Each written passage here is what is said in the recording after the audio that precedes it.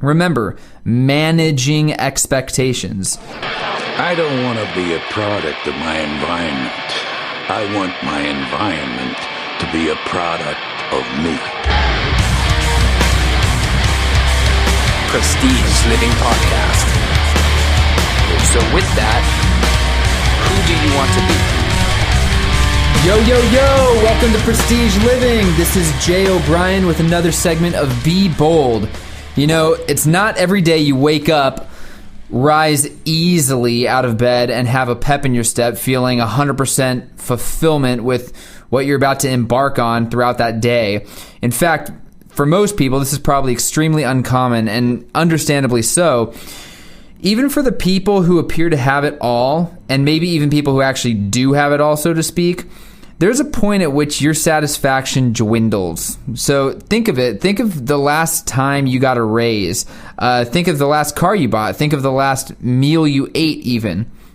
After such extreme initial pleasure, it's only natural that the satisfaction plateaus. Then it begins to decline. That's just life. That's just how it is. That's just what is going to happen until the end of time. It's basic economics. This is why we're naturally always looking for the next best thing because of this. It's the biggest fool's errand ever, but it's something that all of us always do.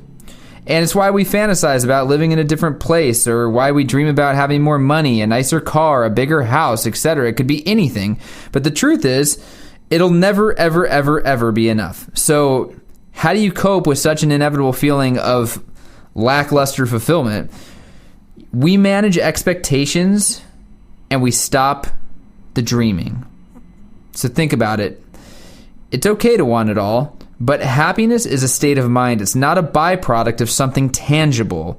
We're searching in the wrong places when we do that. Think of how to propel forward and constantly feel like you're growing, right? So it won't be because of what someone else did for you. It won't be because of a raise or a car or a vacation. It will be a direct reflection of your own self-worth and a clarity as to what your life is, where you've been, and where you're going to go.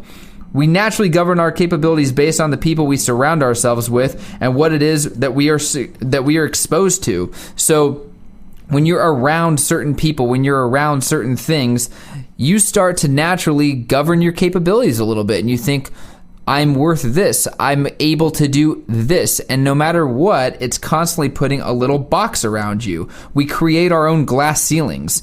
And you may not think so at a glance, but think of the role you're in right now at work. Think of your position. Start to envision the next steps for you over the next 6 months, the next 2 years, 10 years. So think about it. Where are you? What title do you hold at that point? What income are you earning?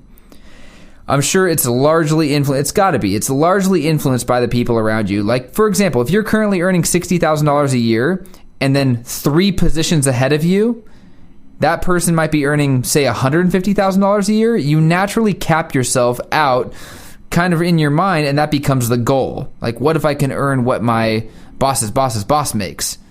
But what if that number were like $1 million a year?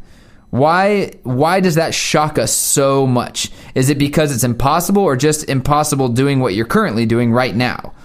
It's critical to push boundaries far beyond your natural limits. And one way to do this is to take quantitative and qualitative goals that you have right now and to multiply them. So for example, if you want to earn $100,000 a year, and it doesn't always have to be money, but it's easy to use as an example. If you want to earn $100,000 a year, start thinking how you can earn that salary every quarter. How do you do it 4 times a year? Or for example, if you dream of going on vacation and traveling once a year, think about how you can do that 3 or 4 times a year.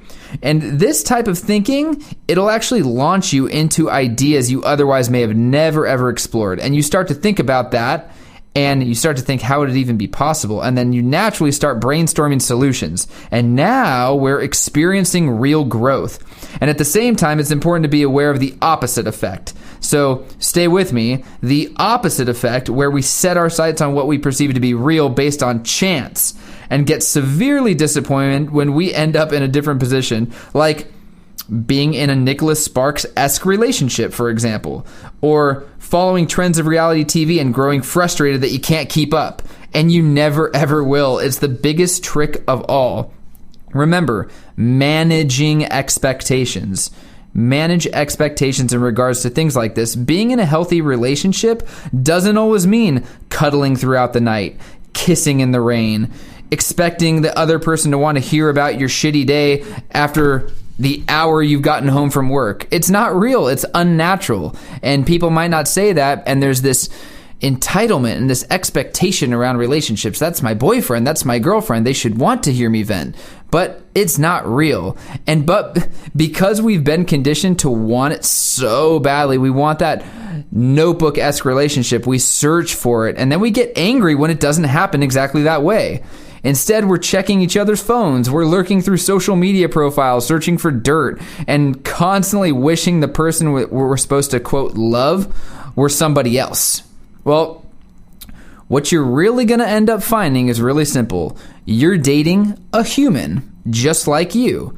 And that human is not in the Notebook and doesn't have the most money, doesn't have the best body. And reality is, neither do you. And once those expectations are able to fully be grasped, then you can really begin to love the shit out of each other. And every moment, every experience, every bit of joy, every letdown, they're all a puzzle piece to your life. They're necessary and often to adapt to. And, it can be difficult, but you end up finding that they're absolutely necessary. And although they are difficult to adapt to and often end up in places you would have maybe never imagined, but at the end of the day, they spell out the big picture. And for that, it's important to lovingly accept all of them. And when you do, you will truly find real fulfillment. Be grateful, be eager, be patient, and be bold.